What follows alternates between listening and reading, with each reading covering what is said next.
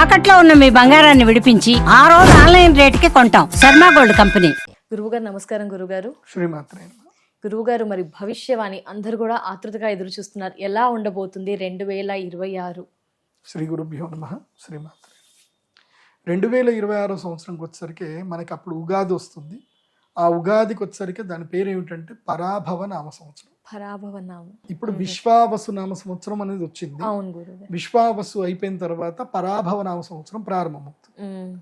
మామూలుగా పరాభవం అంటే అర్థం అదే ఏంటి? మరి ఏమైనా ఓడిపోవడం అని అర్థం. పరాభవం అంటే ఓడిపోవడం.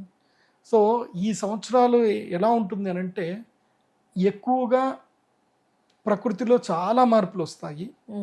వింత వింత జంతువులను మనం చూడడం జరుగుతుంది. వింత వింత రోగాలు వస్తాయి. కొన్ని వింతలు ఎక్కువగా జరుగుతుంది ఈ సంవత్సరం అంతా కూడా. వింతలు అంటే మనకి వింతలు, ప్రకృతిలో మనుగడ సాగించుకోవడం. ప్రకృతిలో అద్భుతమైన మార్పులు అనేటివి కనిపిస్తాయి. దాన్ని చూసి మనము కొన్ని జంతువులను చూసి ఏలియన్స్ అనుకోవడమో, లేకపోతే కొన్ని రోగాలు రావడమో, దానివల్ల మనం ఇబ్బందులు పడ్డమో అవి జరగడం అయితే పక్కా ఉంటుంది. ముఖ్యంగా ఏంటంటే ఈ పరాభవ నామ సంవత్సరం ఏంటంటే మేజర్గా ఎవరెవరైతే ఇప్పటి వరకైతే మొత్తం ప్రపంచాన్ని ఏలుతున్నటువంటి వాళ్ళ దేశాలు ఏవైతే ఉన్నాయో ఆ దేశాలు తమ మనుగడని మెల్లిమెల్లిగా కోల్పోవడం అనేది స్టార్ట్ అవుతుంది. సో కరెన్సీ వాల్యూ కంప్లీట్ గా మారిపోతుంది. కరెన్సీ థియరీ అనేది మారిపోతుంది. సో డిజిటలైజేషన్ ఎక్కువగా పెరుగుతుంది, కరెన్సీ థియరీ మారుతుంది. అండ్ మళ్ళీ పాత పద్ధతులకు వచ్చేస్తాం. మళ్ళీ బంగారం కాయిన్స్ తీసుకోవడం, వెండి కాయిన్స్ తీసుకోవడం, ఇచ్చుకోవడం, పుచ్చుకోవడంలో వస్తు మార్పిడి పద్ధతిలో నోట్లు తగ్గుతాయి. తర్వాత అంటే చిన్న చిన్న ట్రాన్సాక్షన్స్ అన్ని కూడా నోట్లలోనూ డిజిటల్ ట్రాన్సాక్షన్లో జరుగుతుంది. కానీ పెద్ద ట్రాన్సాక్షన్స్ 100 కోట్లకు పైగా 10 కోట్లకు పైగా ఏవైతే ట్రాన్సాక్షన్ జరుగుతాయో అవి అన్ని కూడా ఇల్లీగల్ ట్రాన్సాక్షన్స్ అన్ని కూడా గోల్డ్ రూపంలోనే జరుగుతాయి, బంగారం రూపంలోనే జరుగుతాయి. నేను ఒక 10 కోట్ల ఆస్తి కొనుక్కోవాలి అనుకుంటున్నాను అనుకోండి, నేను జస్ట్ 5 కిలోల బంగారం తీసుకొని వెళ్తా అంతే. నేను 5 కిలోల బంగారం పెద్ద మ్యాటర్ ఏం కాదు, కార్లో తగ్గిపోతుంది. సో 5 కిలోల బంగారం తీసుకొని వెళ్ళిపోతాను. అదే 10 కోట్లు నేను 500 నోట్లు తీసుకొని వెళ్ళలేను. కాబట్టి వచ్చే సంవత్సరానికి నేను ఏమన్నాను, రేపు 10 కోట్ల వాల్యూకి నేను ఎంత బంగారం తీసుకెళ్తా అన్నాను, 5 కిలోలు తీసుకెళ్తాను. 5 కిలోల బంగారం. సో 5 కిలోల బంగారం అంటే అర్థమైంది, బంగారం 10 గ్రాములు 2 లక్షలు అయితే గనక 2 లక్షలు 10 గ్రాములు అవుతాయి గనక అప్పుడు మన కిలో ఎంత అవుతుంది అంటే 2 కోట్లు అవుతుంది. సో 1000 గ్రాములకు 1 కిలో కదా. సో 10 గ్రాములకు 2 లక్షలు అయినప్పుడు 1000 గ్రాములకు ఎంత 2 కోట్లు అవుతుంది. సో ఆ 2 కోట్ల రూపాయలు ఒక చిన్న 1 కేజీ బంగారంలో ఉంటుంది అనమాట. సో అట్లా కేజీ బంగారాన్ని ఈజీగా 2 కోట్లు, ఒక అపార్ట్మెంట్ కొనుక్కోవాలి 2 కోట్లది, జస్ట్ కేజీ బంగారం ఇచ్చేస్తారు. రిజిస్ట్రేషన్ వాల్యూ ఏదైతే ఉందో రిజిస్ట్రేషన్ చేసుకుంటారు, ఆ బంగారం ఉంటుంది. అంటే బంగారం కూడా పెరిగిపోతుంది. 2 లక్షలు అని చెప్పాను కదా. అదే గురుగారు, 10 గ్రాముల బంగారం ఇప్పుడు ఎంత ఉంది, 1,30,000 ఉంది. ఈ బంగారం 2 లక్షల వరకు వెళ్తుంది. సో పెరిగిపోతుంది. ఇంకా బంగారమే ఫ్యూచర్ కూడా ఒకటి గుర్తుపెట్టుకోండి. ఈ future transactions and world wide గా న్యూ కరెన్సీ వస్తుంది. సో అది ఈ సంవత్సరానికి ప్రారంభం అవుతుంది. బట్ ఇంకో 2-3 years లో న్యూ కరెన్సీ వస్తుంది. బ్రిక్స్ కరెన్సీ పక్కా వస్తుంది. సో డిజిటల్ కరెన్సీ వస్తుంది, బ్రిక్స్ కరెన్సీ వస్తుంది, డాలర్ పతనం మొదలవుతుంది. ఇలాంటివి చాలా వింతలు విచిత్రాలన్నీ కూడా ఈ సంవత్సరం నుంచి మొదలవుతాయి. అంటే జూన్ లోపేనా గురువు గారు? లేదు, గురుడు కర్కాటక రాశి లోపలికి ఎంటర్ అయిన తర్వాత స్టార్ట్ అవుతుంది. సో జూన్ 3వ తారీఖు నుంచి ఈ మార్పులు స్టార్ట్ అవుతాయి. నేను ఆల్రెడీ పోయిన సంవత్సరము సుమన్ టీవీలోనే చెప్పాను, బ్రిక్స్ కరెన్సీ రాబోతుంది, ఇలా జరుగుతాయి, డాలర్ ఇది పెరుగుతుంది అని అన్ని చెప్పాను. నేను చెప్పినవన్నీ కూడా జరిగాయి.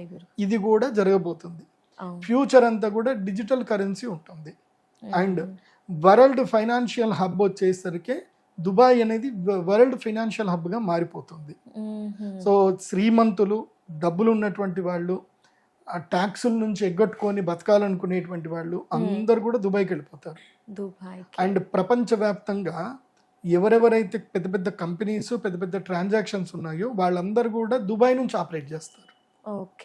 ఎందుకోసం అంటే జీరో ట్యాక్స్. సో వరల్డ్ మొత్తం డిజిటల్ కరెన్సీగా మారిపోతుంది కాబట్టి డిజిటల్ కరెన్సీ ఎక్కడైతే ఉంది, ఇప్పుడు మీరు ఉదాహరణకి ఒక వెబ్సైట్ లో ఒక పేమెంట్ చేసి మీరు కొనుక్కుంటున్నారు, ఓకే గురు. ఆ పేమెంట్ నీకు ఎక్కడ జరిగినా మీకు ట్రాన్సాక్షన్ ఇండియాలో జరగాలి కాబట్టి ఇండియాలో నీకు పేమెంట్ అయిపోతుంది, నీకు వచ్చేస్తుంది. కానీ ఆ బ్యాంక్ ఎక్కడ ఉందనేది మీకు అనవసరం కదా. ఆ బ్యాంక్ ఎక్కడ ఉంటుందంటే దుబాయ్లోనే. సో వాడు నేను సంపాదించుకున్నాను, నేను 0 ట్యాక్స్ అంటాడు, వాడు ట్యాక్స్ కట్టాడు. సో ఇలా వరల్డ్ కరెన్సీ థియరీ మారిపోతుంది, ఫినాన్షియల్ హబ్ మారిపోతుంది. దీనితో మన భారతదేశానికి జూన్ 3వ తారీఖు తర్వాత ఆర్థిక మాంద్యం యొక్క బెడదలు మొదలవుతాయి. ఈ బంగారం పెరిగిపోవడం వలన ఆర్థిక మాంద్యం యొక్క బెడదలు మన భారతదేశంలో మొదలవుతుంది. ఒకటి బాగా గుర్తుపెట్టుకోండి, ఆర్థిక మాంద్యం వల్ల బాధపడేటువంటి వాడు పేదవాడే. పేదవాడికి మధ్యతరగతి వాడికి కష్టాలు ఉంటాయి తప్ప శ్రీమంతులకి ఏ కష్టాలు ఉండవు. ఆర్థిక మాంద్యం వల్ల శ్రీమంతులకు ఏ కష్టం ఉండదు. బికాజ్ వాడికి పెట్రోల్ మీద 10 రూపాయలు పెడితే వాడికి పెద్దగా నష్టం ఏమి ఉండదు. వాడి లగ్జరీ కార్లో తిరిగే వాడికి ఇంకో 10 రూపాయలు పెరిగినా 20 రూపాయలు పెరిగినా పెట్రోల్ 200 రూపాయలు లీటర్ అయినా పెద్ద మ్యాటర్ ఏం కాదు. బికాస్ వాళ్ళందరూ ప్యాసివ్ ఇన్కమ్ లో ఉన్నారు కాబట్టి వాళ్ళకి పెద్ద మ్యాటర్ కాదు. కానీ మధ్యతరగతి వాళ్ళకే చాలా ప్రాబ్లం వస్తుంది. సో ఇవి భారతదేశంలో భవిష్యత్తులో ఆర్థిక మాంద్యం మొదలయ్యేటువంటి అవకాశం ఉంటుంది. కాబట్టి ఎంత మీ యొక్క బడ్జెట్ని ఎంత సామాన్యంతంగా ఎంత కాపాడుకుంటే మీకు అంత మంచిది. ఎవరు మధ్యతరగతి కుటుంబాలకు చెప్తున్నాను, అప్పులు చేయకండి. ఈ సంవత్సరం అప్పుల పాలు అవ్వకండి. ఎందుకోసం అంటే వడ్డీ రేట్లు కూడా పెరుగుతాయి. సో అప్పుల పాలు అవ్వకండి, అప్పులైపోయి జీవితాలు పాడు చేసుకోకండి. అదొకటి బాగా గుర్తుపెట్టుకోండి. ఇక వచ్చే సంవత్సరం విషయానికి వస్తే పంటల రేట్లు కూడా బాగా పెరుగుతాయి. రైతులకు మాత్రం మేలు జరుగుతుంది.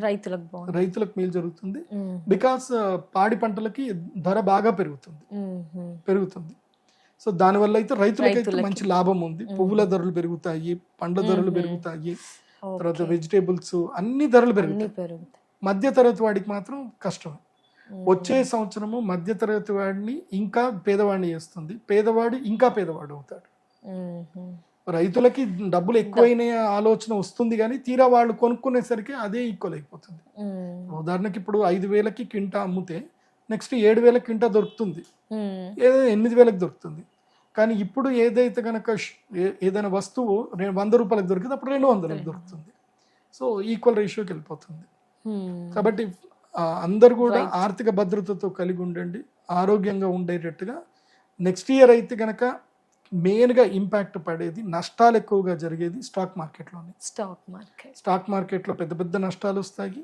అట్లాగే ప్రకృతి విపత్తుల్లో మెయిన్గా పెద్ద భూకంపం ఏర్పడుతుంది. భారతదేశంలో భూకంపం ఏర్పడే ప్రాంతాలు కూడా నేను ఆల్రెడీ రీసెర్చ్ చేశాను. ఢిల్లీ ప్రాంతంలో భూకంపం ఏర్పడేటువంటి అవకాశం ఏర్పడుతుంది. ఢిల్లీ, అదేవిధంగా ఉత్తరాఖండ్ ప్రాంతం లోపల పెద్ద ల్యాండ్ స్లైడ్స్ జరుగుతాయి, భూకంపాలు బాగా జరుగుతాయి. వచ్చే సంవత్సరము ఎవరు కూడా తీర్థయాత్రల్లో నార్త్ ఇండియాకి, హిమాలయాస్కి, ఉత్తరాఖండ్కి తీర్థయాత్రలకి రేపు వచ్చే సంవత్సరం మాత్రం ఎవరు వెళ్ళకండి, పోస్ట్పోన్ చేసుకోండి. ఆ తర్వాత సంవత్సరానికి వెళ్ళండి. ఇది నేను ఇచ్చిన గైడ్ లైన్స్. లాస్ట్ ఇయర్ కూడా చెప్పాను, కొంచెం లాస్ట్ ఇయర్ కూడా చాలా జరిగాయి. ఇప్పుడు కూడా కష్టంగానే ఉంటుంది. ప్రకృతి పూర్తిగా మార్పులు జరుగుతాయి. విపరీతమైనటువంటి మంచు కురుస్తుంది, విపరీతమైన వానలు పడతాయి. ఈ సంవత్సరం వానలు ఎట్లా చూసాయంటే క్లౌడ్ బస్ట్ అనే కొత్త వర్డ్ విన్నాం. అవును గురుగారు. నెక్స్ట్ ఇయర్ కూడా అవే ఉంటాయి. ఇవి అందరూ కూడా చూసుకోండి. ముఖ్యంగా ఏంటంటే కామన్ మ్యాన్కి పర్వాలేదు, కొంచెం రేట్ల వరకు ఇబ్బంది అవుతుంది తప్ప లైఫ్ స్టైల్ అయితే బాగానే ఉంటుంది, మిగతా అంతా బాగానే ఉంటుంది. కుంభకోణాలు, పెద్ద పెద్ద కుంభకోణాలు బయటపడతాయి.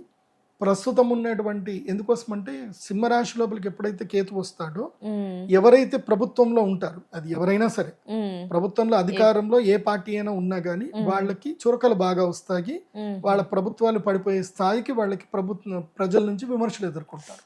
అది సెంట్రల్ గవర్నమెంట్ అయినా, స్టేట్ గవర్నమెంట్ అయినా, ఎవరైనా సరే అధికారంలో ఉన్నటువంటి వాళ్లకు బాధలు ఎక్కువగా పడాల్సిన పరిస్థితులు ఏర్పడతాయి.